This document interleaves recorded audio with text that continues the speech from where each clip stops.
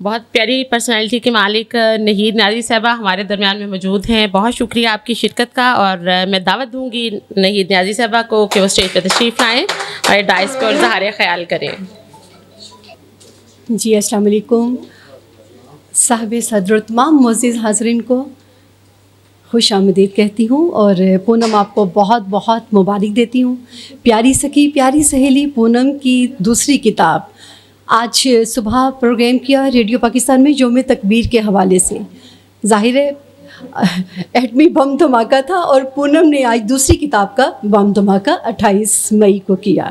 تو پونم آپ کو بہت مبارک ہو. ہر عہد اپنے ساتھ نئے اسلوب, نئے زاویے, نئے تناظر, نئے لفظ, نئے خیال, نئی سوچ لے کے آتا ہے. ہر غزل اور نثر کو تحریر کرتے ہوئے ہم لکھنے والے کے ذہنی پس منظر کو بھی دیکھتے ہیں, ضرور اس میں جھانکنے کی کوشش کرتے ہیں. خیالات کا ایک پورا قافلہ تحلیل کار کے ساتھ ساتھ چلتا پھرتا ہے, بات کرتا ہے, اس کا ہم سفر بن کر اس کا عکس شاعری کی صورت میں ہم تک پہنچتا ہے, اور ہم اس عکس میں اس شاعرہ کو یا شاعر کو تلاش کرتے رہتے ہیں کہ اس کے پیچھے اس کا پس منظر کیا ہوگا, یہ جو لفظ تحلیل کیے گئے ہیں, یہ جو لفظ لکھے گئے ہیں, اس کے پیچھے وہ کس کیفیت سے گزرا ہوگا. پونم کی شاعری جو پہلی کتاب ان کی میں نے عشق جاویداں پڑھی, اس میں بھی یہی چیزیں مجھے نظر آئیں. دوسری کتاب جب میں نے پڑھنا شروع کی تو اس میں بھی مجھے اسی قسم کی کیفیات نظر آئیں. اور زبان سادہ, بیان سادہ, خوبصورت خیالات کو شاعری میں ڈالتی پونم کی شاعری میں کئی نئے خیالات ملتے ہیں. کہیں گہری سوچ اور کہیں زبان و بیان میں بغاوت نظر آتی ہے, اور یہ بغاوت میرے حال میں پونم کی ذات کا بہت چھپا ہوا حصہ ہے جس تک کوئی پہنچ سکتا ہے. اور اگر میں پہنچی ہوں تو یہ پونم بتا سکتی ہے کہ میں ٹھیک پہنچی کہ نہیں پہنچی.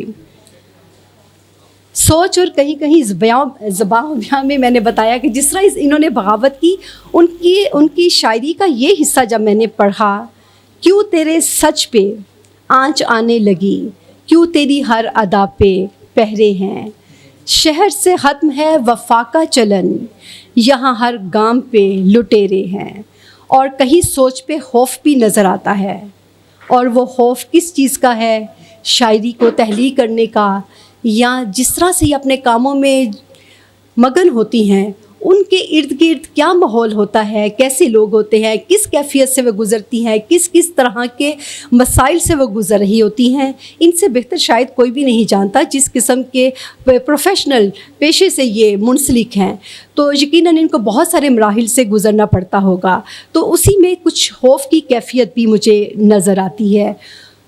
اور کہیں سوچ پہ خوف اس طرح سے چھایا ہوا ہے, وہ مجھے اس جگہ جا ماریں گے, وہ مجھے اس جگہ جا ماریں گے جس جگہ کھیت بھی بنجر ہوں گے, جس جگہ کھیت بھی بنجر ہوگے, وہ مجھے اس جگہ جا ماریں گے جہاں الفت پر بھی پہرے ہوں گے. پونم کی شاعری کی بات کریں تو ان کی غزل نظم میں زندگی اور اس کے اثرات اپنی پوری قوت و توانائی کے ساتھ سانس لیتے نظر آتے ہیں. ہر چلن ہر دھرم بدل ڈالا, رشتوں کا ہر بھرم بدل ڈالا, لفظوں کا سادگی سے چناؤ. جو سب سے خوبصورت بات پونم کی شاعری میں نے دیکھی ہے وہ ہے انتہائی سادہ لفظ, لیکن وہ اتنی ہی خوبصورتی سے, اتنی ہی گہرائی سے اثر کر جاتے ہیں, ہمارے دل میں اتر جاتے ہیں. یہی طریقہ پونم کو بہت اچھے سے آتا ہے کہ لفظوں کا استعمال کس طرح سے کرنا ہے, اور مجھے لگتا ہے یہ جس طرح سے شاعری کو تحلیل کرتی ہے اور جس طرح سے شاعری کے الفاظ کو چنتی ہیں, ان کو کیفیات سے کھیلنا خوب آتا ہے. خود بھی کیفیت سے گزرتی ہیں اور دوسروں کو کیفیات میں سے گزارتی ہیں.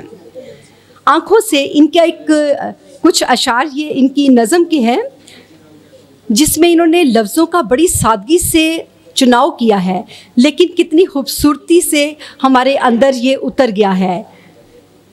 آنکھوں سے گیلی آنکھوں تک کا سفر پونم کے لیے کس طرح طے کیا, یہ پونم بہت اچھے سے اپنے ان اشعار میں بتاتی ہیں.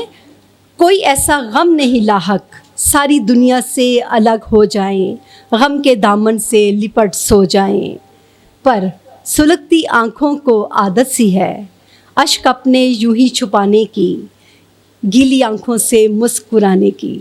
अब मुस्कुराती आँखों से गीली आँखों तक पहुँचना, ये भी कमाल काम पूनम का ही है।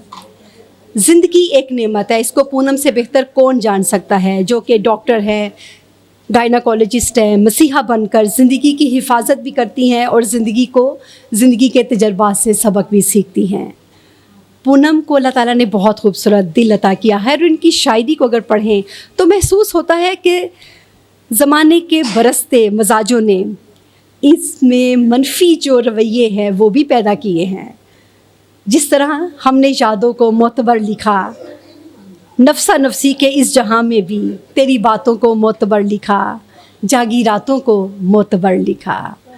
फिर औरत होने के नाते औरत की मजबूरी, समझौतों की चक्की में पिसी हुई औरत, इसको भी पूनम ने बड़ी खूबसूरती से अपने अल्फाज में डाला और शायरी की सूरत में हमारे सामने लेके आई।